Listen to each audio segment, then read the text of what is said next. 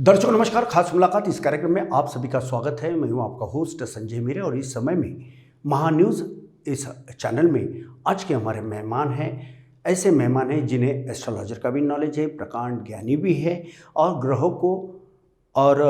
ग्रहों के बारे में अच्छी जानकारी रखने वाले और एस्ट्रोलॉजर और ग्रहों को कैसे अपने अनुकूल किया जाए इनका जिसका इन्हें ज्ञान है, ऐसे प्रकांड ज्ञानी राजेश त्रिपाठी जी इस समय में मौजूद है। आइए उनसे जानना चाहेंगे थोड़ा एस्ट्रोलॉजर के बारे में। सर, जीवन में एस्ट्रोलॉजर का कितना अपना जी के हिसाब से जी 9 ग्रह होते हैं जी, पर भगवान ने जैसे हर चीज कहते हैं कि लिखी हुई है, तो ये बात नहीं है। लिखी किस्मत में जो है एस्ट्रोलॉजी में मोटी मोटी चीजें हैं, बाकी आपके कर्म बहुत महत्वपूर्ण हैं जी। आपके भाग्य को निर्माण करने के लिए। बिना कर्म के कोई भी अच्छा भाग्य निर्माण नहीं हो सकता है। बिल्कुल। मुख्य तौर से जो 9 ग्रह में जो इम्पोर्टेंट ग्रह हैं, जिसका अगर आप मेरे से पूछें जिनका वेटेज अराउंड 60% है, वो सिर्फ सूर्य और चंद्र है। अच्छा। क्योंकि सूर्य आपको मालूम है सबसे बलवान ग्रह है जी, जिसकी ऊर्जा से ही ये हमारी पृथ्वी बसी हुई है। बिल्कुल। और सूर्य की महत्वता आपको इस हिसाब से भी बता सकता हूँ कि पिछले साल चाइना ने जी एक यान भेजा था चंद्रमा पे, जिसमें वो चाहते थे पौधे उगाना, और पौधे उगे और फिर बाद में सब पौधे मर गए। उसका रीज़न ये था कि जब पौधे उगे तो 14 दिन चांद में सूर्य दिखता है, तो उस टाइम उगे, और उसके बाद 14 दिन ऐसा है कि चांद में अंधेरा हो जाता है और टेम्परेचर -310 डिग्री फ़ारेनहाइट तक चले जाता है जी।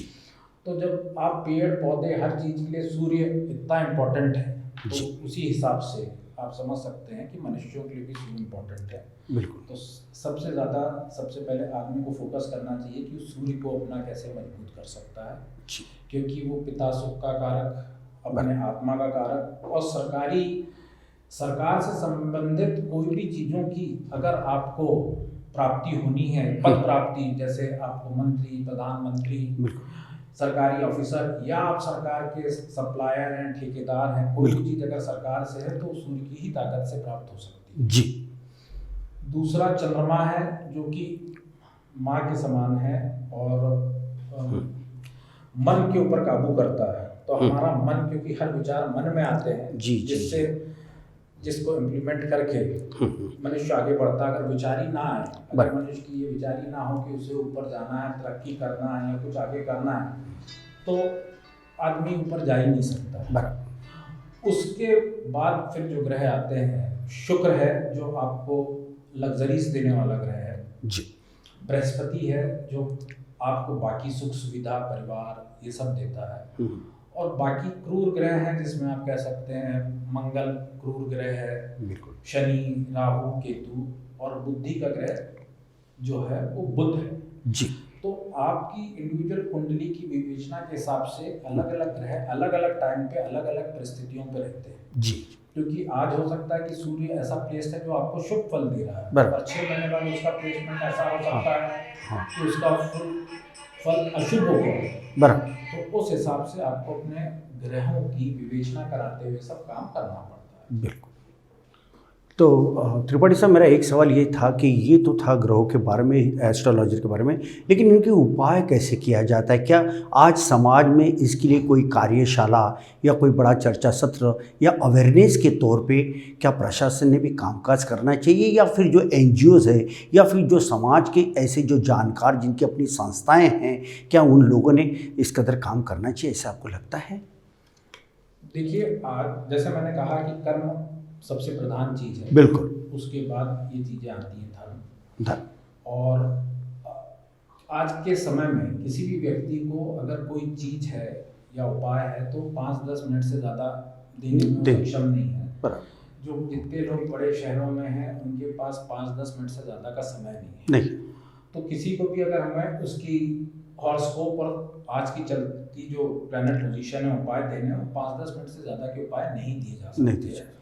जो लंबे उपाय हैं उसका बेहतर तरीका ये है कि वो संकल्प करके किसी गुरुकुल में जाना चाहिए। हाँ, किसी गुरु या पुजारी या जो भी व्यक्ति उनकी आस्था है उसको दे दे, जो इस क्रियाओं में है। क्योंकि जो आदमी व्यवसाय में है, नौकरी में है या अन्य कोई चीज़ों में है, उसके पास इतना समय नहीं है कि उसको आप एक लंबा उपाय कर सके। और आदमी अगर मन से ही ऊपर वाले को, भगवान को मानता है, वो करता है, वही बहुत बड़ा उपाय है।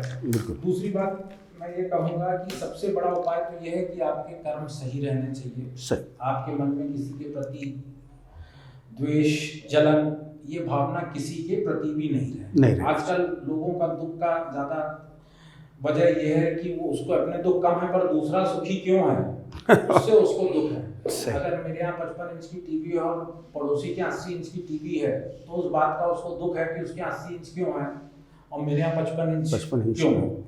तो ये जलन की भावनाओं से और द्वेष की भावनाओं से जो उसके पिछले पाप हैं वो भी इस आदमी के ऊपर आ जाते हैं। तो हर व्यक्ति के प्रति एक अच्छी सोच रखना, शुद्धता सोचना, ये सबसे पहले प्रधान उपाय है। आज के लिए मैं इतना ही बताऊंगा, फिर आगे के लिए, क्योंकि सोच बदलनी सबसे पहले जरूरी है, उपाय उसके बाद सेकेंडरी है। अगर आपकी सोच ही ठीक नहीं है तो कोई उपाय, कोई धर्म, कोई चीज आपका भला नहीं कर सकती है। बिल्कुल बिल्कुल। तो दर्शकों, जैसे कि हम आपको बता दें कि आप थे प्रकांड ज्ञानी, ग्रहों की जानकारी रखने वाले एस्ट्रोलॉजर, और ग्रहों को कैसे छोटे उपायों से अपने अनुकूल किया जाए यह ज्ञान जिन्हें था, ऐसे प्रकांड ज्ञानी राजेश त्रिपाठी जी आज मौजूद थे, जिन्होंने एस्ट्रोलॉजर के चंद मुद्दों पे उन्होंने बातचीत की। अगली बार अगले एपिसोड में हम उनसे तमाम विषयों को लेकर बात करेंगे और फिर से हम आपको रूबरू करवाएंगे। लेकिन मैं आप लोगों के लिए और आज के इस कार्यक्रम के माध्यम से यही कहना चाहता हूँ कि सर, चरण कमल पारम मध्य सौंदर्य कारम हृदय निगम सार दंडम शौरम अधर अमृतम धारम नेत्र तापापहारम स्मृति तम विवंदे श्री चक्रपाणी श्री गौरम। तो दर्शकों, अगली बार फिर हम प्रकांड ज्ञानी राजेश त्रिपाठी साहब को फिर से आपसे रूबरू करवाएंगे। तब तक दीजिए मुझे इजाज़त। आप देखते रहिए आपका अपना पसंदीदा न्यूज़ चैनल महान्यूज़ नागपुर। नमस्कार।